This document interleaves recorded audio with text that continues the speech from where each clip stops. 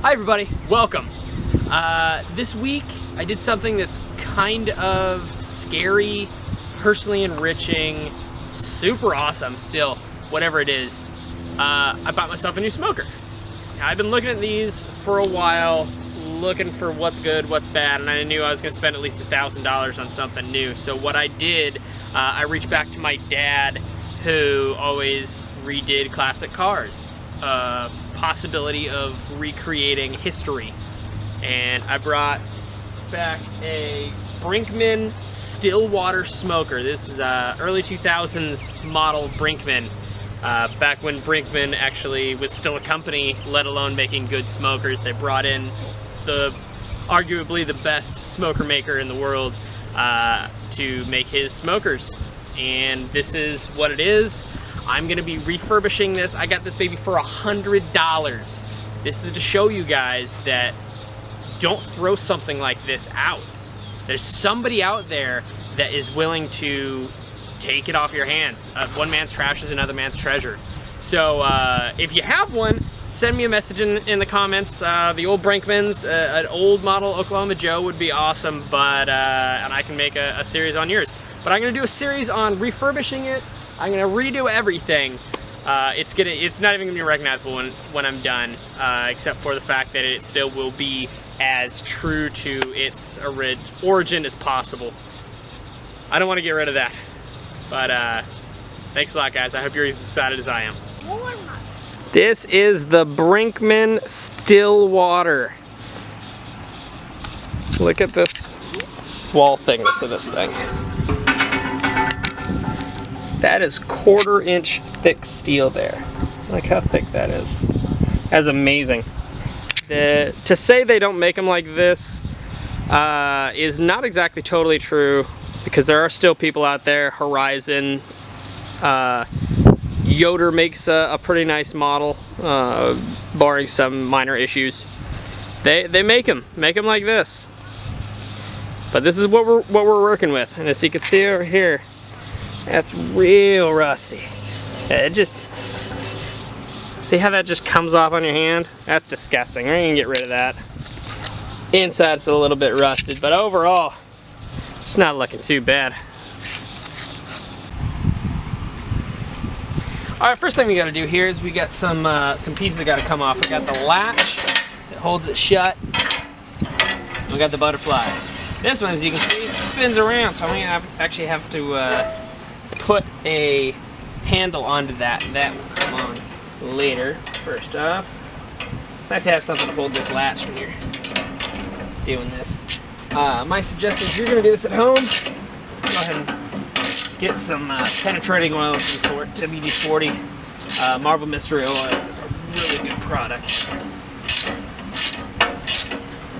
But have something to hold that handle on the back side. It's real nice.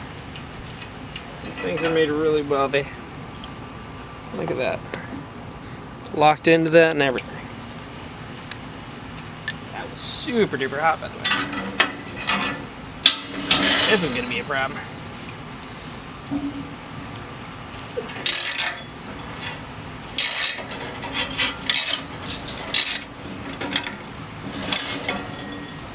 That's an issue.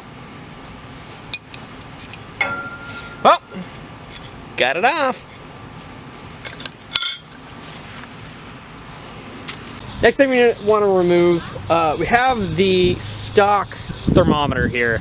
Now these actually have a hex on the bottom of it to use a wrench on. I always suggest, if you're going to reuse something like this, something that's a calibrated equipment like a thermometer, take it off with the hex, but I already have another one, so take it off by hand. It's actually, oh, there we go. Originally it was a little tight, but then it came right off. And now, again, I have another one of these because look at that. Look at all the gunk on there. There's a chance that that's not going to read very accurately.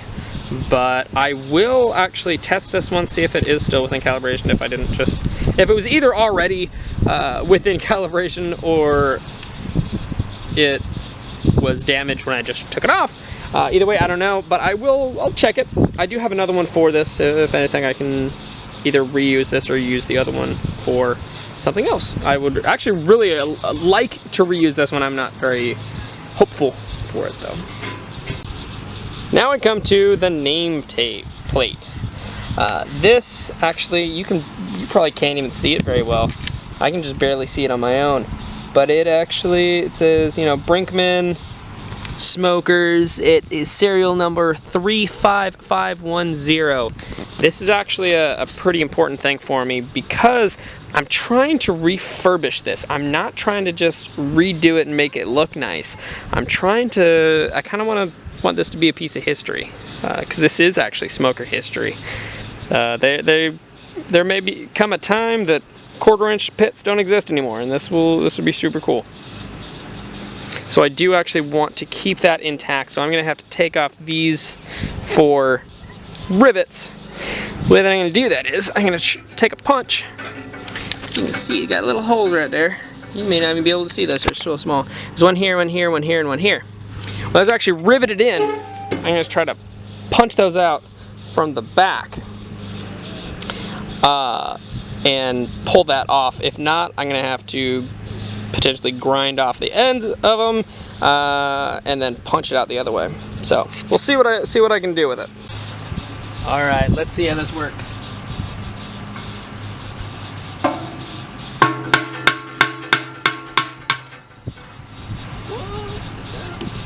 Oh, that's pushing out nice. Really easy.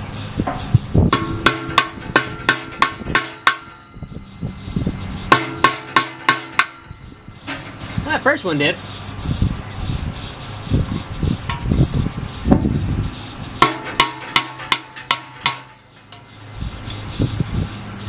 Oh yeah.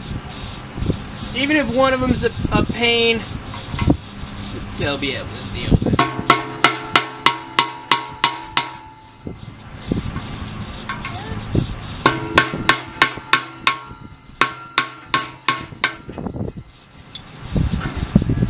George, I think we may have it.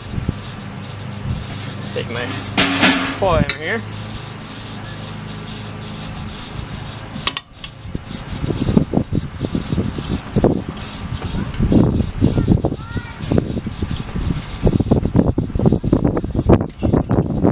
Gently as possible, of course. I was doing it all wrong. I was doing it from below the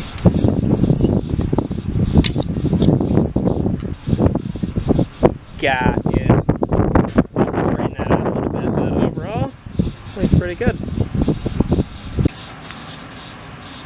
Alright, the next thing I need to do is these handles.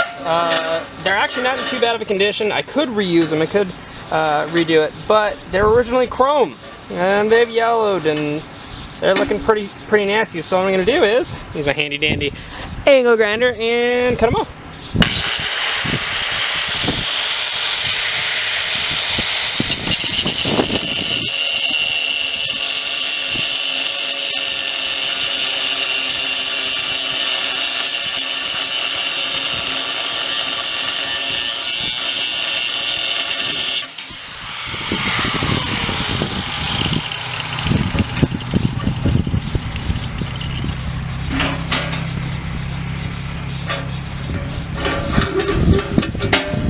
Just like that.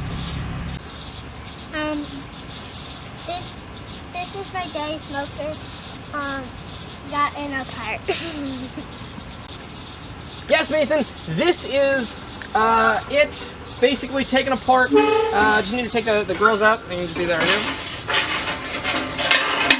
now. It's not fully taken apart. Now it's fully taken apart. It's as fully taken apart as I'm going to get.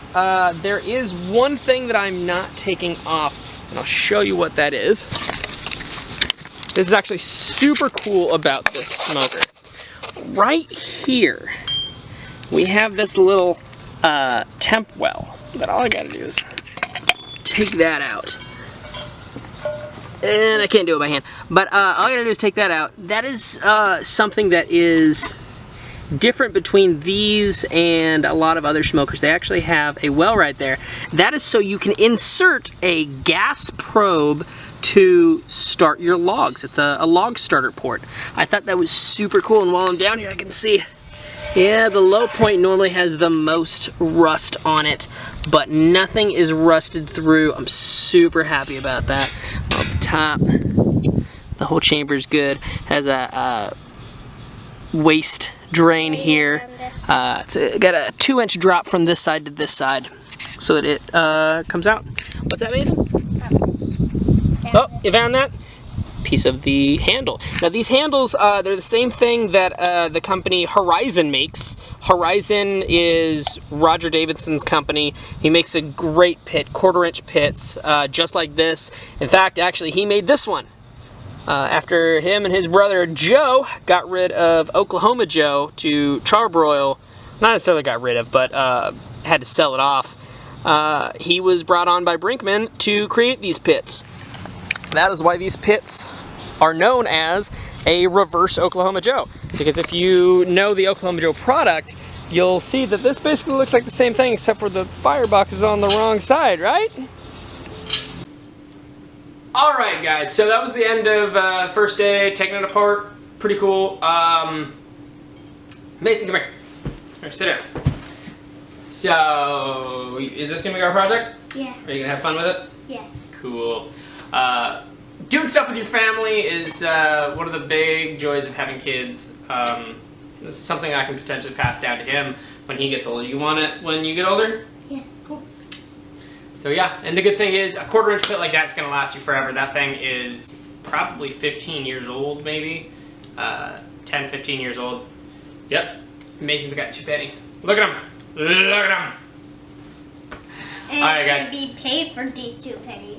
Yep, he's going to pay me those 2 pennies for that smoker someday. Yeah. So,